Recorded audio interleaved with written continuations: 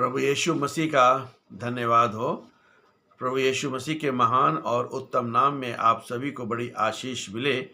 आज का जो मेरा टॉपिक है वो है प्रकाशित वाक्य की पुस्तक, उसका 18 अध्याय 14 से 16, रेवलेशन चैप्टर 18 वर्स 14 टू 16। और ये इस प्रकाशित वाक्य श्रृंखला का वीडियो नंबर 95 है। और यहाँ पर परमेश्वर के वचन में इस प्रकार से लिखा हुआ है कि जिस फल को प्राप्त करने की तीव्र आकांक्षा थी वे तुझसे दूर हो गई है, और तेरी सब विलासमय तथा वैभवशाली वस्तुएं मिट चुकी हैं, और मनुष्य उन्हें फिर कभी ना पा सकेंगे। इन वस्तुओं के व्यापारी जो उनके कारण धनी हो गए थे, उनकी पीड़ा के कारण डर के मारे दूर खड़े होकर रोएंगे और विलाप करेंगे और कहेंगे कि हाय हाय महान नगरी, जो मलमल, बैजनी और किरमिजी वस्त्र पहनती थी और स्वर्ण रत्नों और मोतियों से सुसज्जित थी। ये हिस्सा संसार के भौतिकवाद, मटेरियलिज्म, घमंड और उनके अंतिम न्याय को दर्शाता है। यहाँ महान बाबुल, ग्रेट बेबीलोनियन के पतन पर विलाप कर रहे व्यापारियों और दुनिया के लोगों की दशा का वर्णन है। बाइबल में बाबुल केवल एक पुराना शहर नहीं है, बल्कि ये परमेश्वर के विरुद्ध खड़ी सांसारिक व्यवस्था, झूठे धर्म और घमंडी व्यापारिक साम्राज्य का प्रतीक है। विलासिता की वस्तुएं। वचन 16 में जिन कपड़ों और रत्नों का जिक्र है, मलमल, बैंजनी, किरमिजी, सोना, मोती, वे प्राचीन काल में अत्यधिक महंगे और केवल राजाओं और अति धनी लोगों के लिए विशेषाधिकार थे। सिर्फ वही उनको पहन सकते थे। रोमन साम्राज्य इन चीज़ों के व्यापार से अपनी ताकत दिखाता था। वर्ष 14 में हम देखते हैं कि आत्मा की झूठी से तुष्टि और उनका अंत।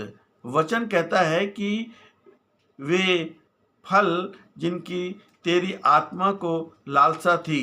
इंसान की आत्मा को केवल परमेश्वर की उपस्थिति और प्रेम संतुष्ट कर सकता है, लेकिन बाबुल की व्यवस्था इंसान को ये सिखाती है कि वह भौतिक चीज़ों, पैसा, विलासिता, वासना से अपनी आत्मा को तृप्त करे।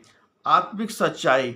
जब न्याय आता है तो ये स्वादिष्ट और भड़कीली वस्तुएं हमेशा के लिए गायब हो जाती हैं। भौतिक धन पर बनाया गया जीवन एक पल में ढह जाता है, जैसा कि यीशु ने मूर्ख धनवान के दृष्टांत में कहा था कि यदि कोई सारे जगत को प्राप्त करे और अपने प्राण की हानि उठाए तो उसे क्या लाभ होगा। मत्ती 16 और 26।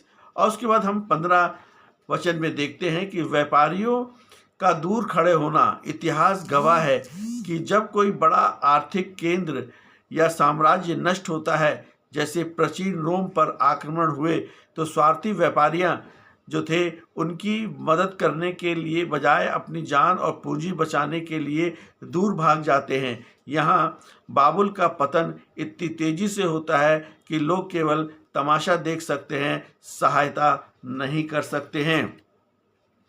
स्वार्थी रिश्तों का पर्दाफाश। यहाँ लिखा है कि व्यापारी उस नगर के दुख के डर से दूर खड़े होकर रो रहे हैं।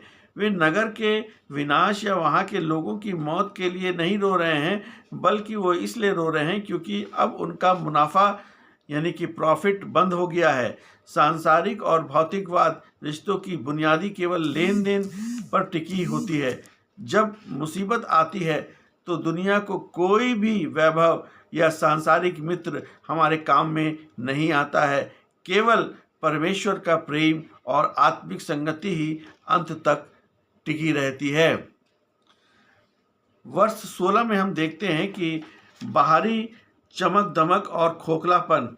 यह वचन हमें चेतावनी देता है कि बाबुल बाहर से सुंदर था, मलमल, बैजनी कपड़े और मोतियों से सजा था, लेकिन भीतर से वह पाप, अत्याचार और परमेश्वर के विरोध से भरा था।